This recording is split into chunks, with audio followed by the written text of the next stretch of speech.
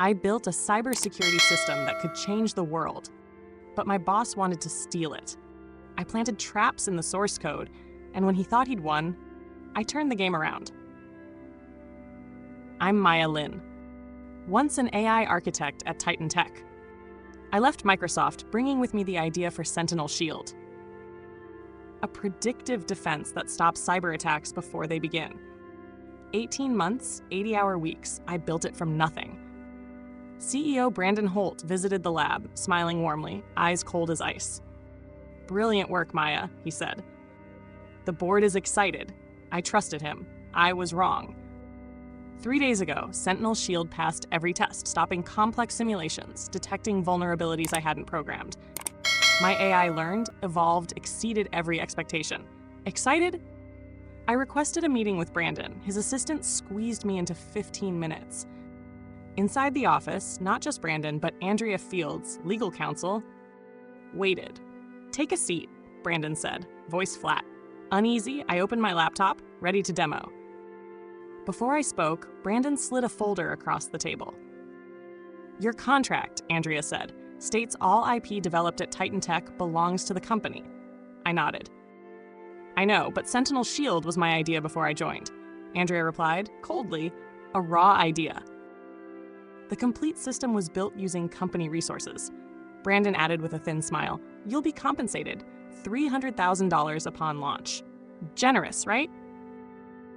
$300,000 for a billion-dollar system. 18 months of sweat, invention, my life.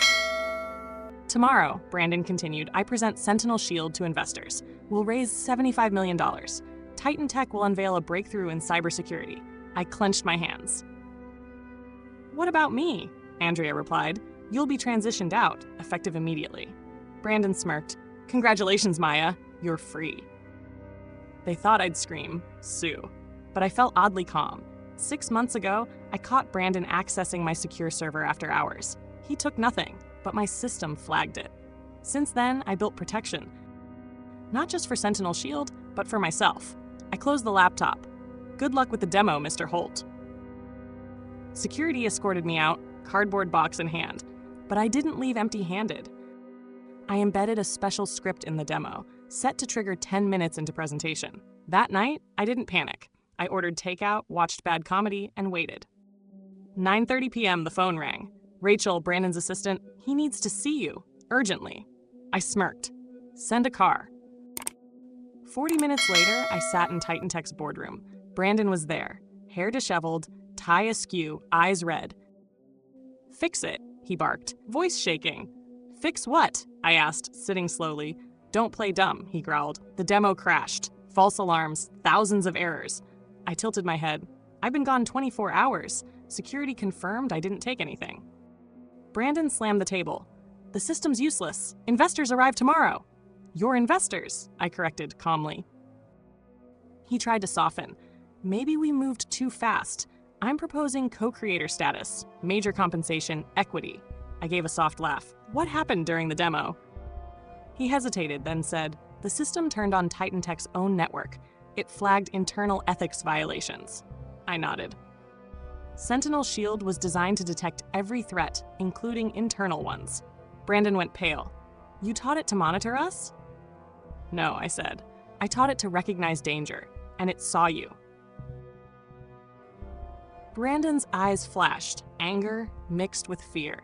"You can't prove anything," he snapped. I leaned back, calm. "I don't need to. Sentinel Shield recorded everything. Unauthorized access, file copies, document edits, full report, time-stamped with access logs and keystrokes." Silence fell. Brandon looked at me, fury fading into calculation. "What do you want?" he asked, voice low. "I want recognition, creator of Sentinel Shield, chief architect, 50% patent ownership, a seat on the board, and $10 million in compensation for the attempt to push me out." He clenched his jaw. "That's blackmail." "No," I said, cold. "This is negotiation. Blackmail is sending this report to the investors and the SEC." Brandon exhaled sharply, looked at me, then slumped in defeat. "The system," he said tensely. "Can you fix it before tomorrow's demo?" "Sentinel Shield isn't broken," I said. It just needs proper authentication. Right now, it's sounding the alarm because I, the creator, was deleted from the chain of trust. I pulled a USB from my bag, placed it on the table. Update the credentials. It'll resolve immediately. Consider it a gesture of goodwill for our new relationship. He looked at the USB, then at me. You planned this from the start? I smiled. No, but after I saw you inside my server, I built safeguards for the system and for myself.